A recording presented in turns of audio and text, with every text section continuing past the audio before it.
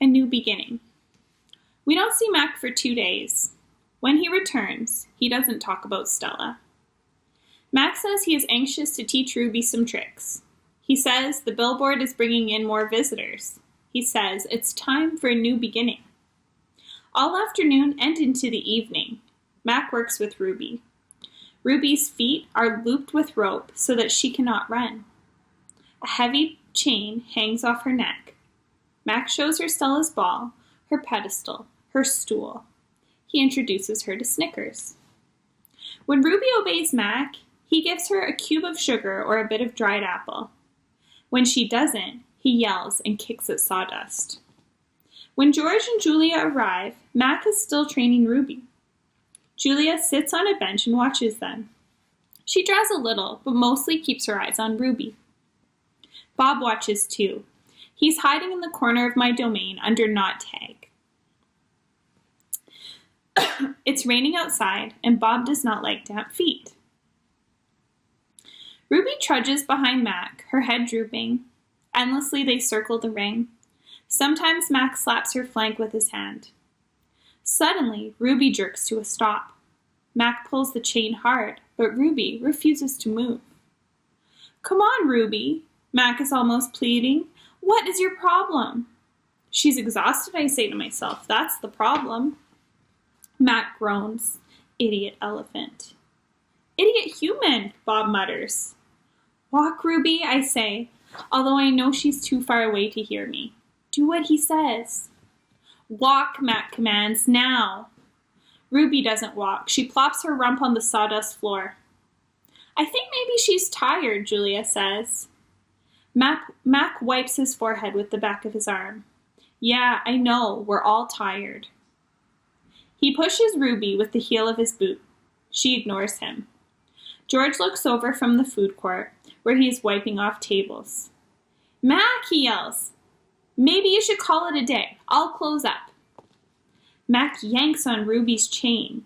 She's as anchored as a tree trunk. He pulls harder and falls to his knees. "That does it," Mac says. He brushes the sawdust off his jeans. "I am through playing around." Mac stomps off to his office. When he returns, he is carrying a long stick. The gleaming hook on its end is almost beautiful, like a sliver of moon. It's a claw stick. Mac pokes Ruby with the sharp point. Not hard, just a touch. I can tell he wants her to see how much it can hurt. I growl low in my throat. Ruby doesn't budge. She is a gray, unmoving boulder. She closes her eyes, and for a moment, I wonder if she might have fallen asleep. "I'm warning you," Mac says. He breathes out. He stares at the ceiling. Ruby makes a huffing sound. "Fine," Mac says. "You want to play it that way?" He draws back the claw stick. "No," Julia cries. "I'm not going to hurt her," Mac says. "I just want to get her attention." Bob snarls. Mac swings. The hook slices the air just a few inches above Ruby's head. "See why you don't want to mess with me?" Mac says. He draws back the claw stick again. "Now move!" Ruby jerks her head, flinging her trunk toward Mac. She makes a noise that sends the sawdust scattering. It makes my glass shiver. It is the most beautiful mad I have ever seen. Ruby's trunk slaps into Mac. I don't see exactly where she strikes him.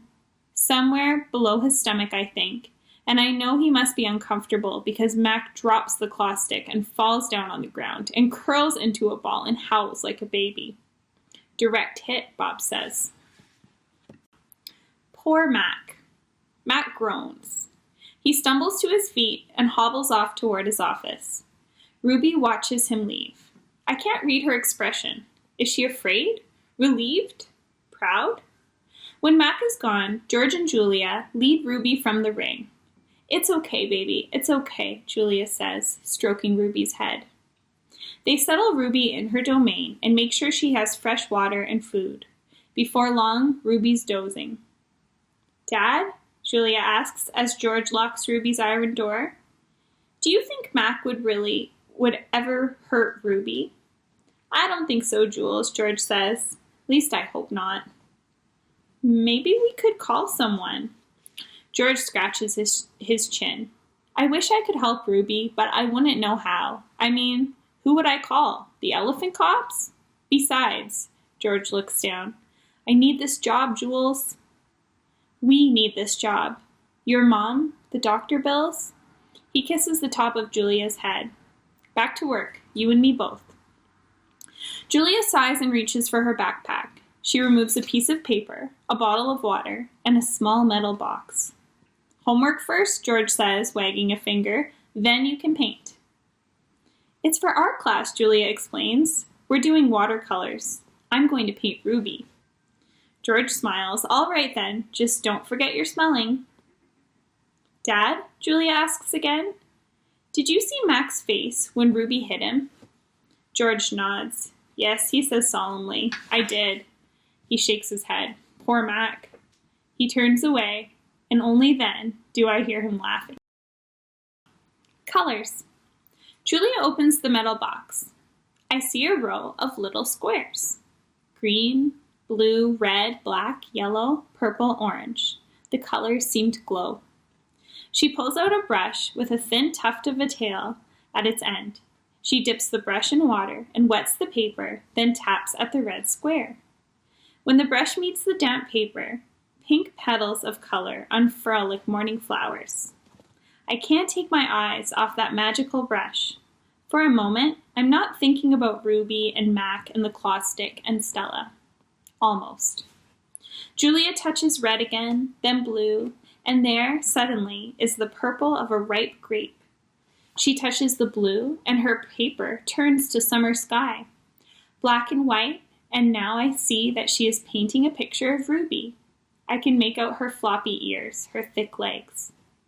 Julia stops painting. She takes a few steps back, hands on her hips, gazing at her work. She scowls. It's not right, she says. She glances over her shoulder at me. I try to look encouraging.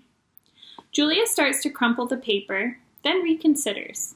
Instead, she slides it into my cage at the spot where my glass is broken. Here you go, she says. A Julia original.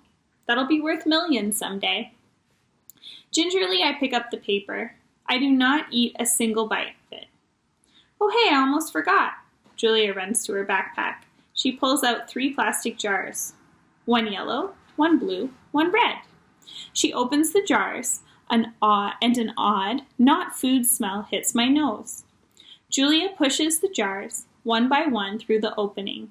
Then she slides some paper through. These are called finger paints, she says.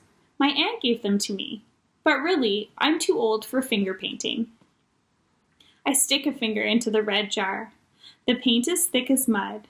It's cool and smooth, like bananas underfoot. I pop my finger into my mouth. It's not exactly ripe mango, but it's not bad. Julia laughs. You don't eat it, you paint with it. She grabs a piece of paper and presses her finger on it. See? Like this. I place my finger on a piece of paper. I lift it, and a red mark is there. I get a bigger glob from the pot and slap my hand down on the page. When I pull my hand off the paper, its red twin stays behind. This isn't like the ghostly handprints on my glass, the one my visitors leave behind. This handprint can't be so easily wiped away.